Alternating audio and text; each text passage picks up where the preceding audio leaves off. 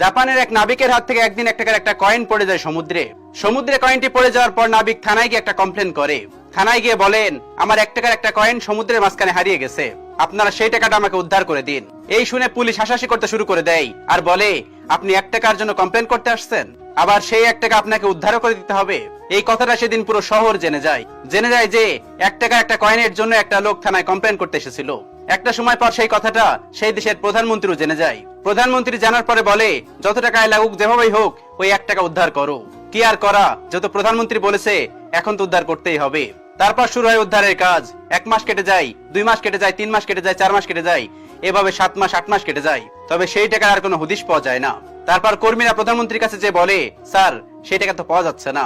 তারপর প্রধানমন্ত্রী বলে, যেভাবেই হোক যত টাকায় লাগুক এই টাকা তোমরা উদ্ধার করো, আমি টাকা চাই আর অন্য কোনো কথা শুনতে চাই না।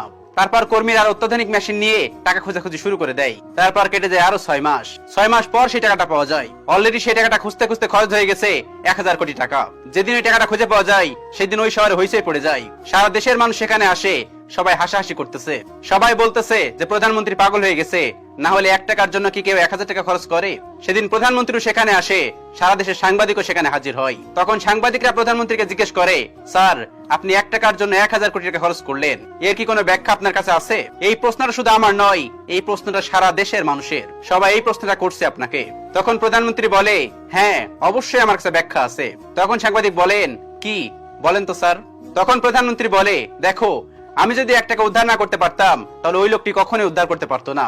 আর যদি 1 টাকা উদ্ধার না হতো তাহলে ওই 1 টাকা আমার দেশ থেকে হারিয়ে যেত, ওই 1 টাকা কখনোই আর কাজেই আসতো না। আর আমি যে 1000 কোটি টাকা খরচ করেছি ওই টাকাটা আমার দেশেই আছে, সেটা আমার দেশের কর্মীরা নিয়েছে, আমার দেশের ইঞ্জিনিয়াররা নিয়েছে, আমার দেশের ওয়ার্কাররা নিয়েছে, আমার দেশের বাইরে যায়নি। এখান থেকে সে বোঝাতে চেয়েছে দেশের 1 টাকার কত মূল্য, দেশের 1 টাকাও নষ্ট করা যাবে না। একজন লোক দুপুরে লাঞ্চ করার জন্য একটা হোটেলে গেলেন। সেখানে গিয়ে দেখতে পারলেন একটা হোটেলের 3টা দরজা। প্রথম দরজায় লেখা আছে বাংলা খাবার, দ্বিতীয় দরজায় লেখা আছে ইন্ডিয়ান খাবার, আর তৃতীয় দরজায় লেখা আছে চাইনিজ খাবার।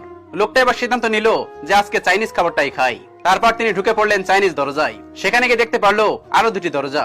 একটাতে লেখা আছে বসে খাবেন, আর একটাতে লেখা আছে বাসায় নিয়ে খাবেন। উনি যেহেতু বসে খাবেন তাই বসে খাবেন দরজাতে ঢুকে পড়লেন। সেখানে গিয়ে দেখতে পারলেন আরো 2টো দরজা, একটাতে লেখা আছে এসি রুম, আর একটাতে লেখা আছে নন এসি রুম। তারপর তিনি চিন্তা করলেন একটু আরামায়েশে খাওয়া যাক, তাই তিনি এসি রুমে প্রবেশ করলেন। তারপর তিনি সেখানে যে দেখলেন সেখানেও 2টো দরজা, একটাতে লেখা আছে ফ্রিতে খাবেন, আর একটাতে লেখা আছে টাকা দিয়ে খাবেন। লোকটাতে তখন অনেক বেশি খুশি হলো, এত সুন্দর জায়গা, এত ভালো ভালো খাবার, আমি যদি ফ্রিতে খাই তাহলে তো অনেক ভালোই হলো, আমি কেন টাকা খরচ করব?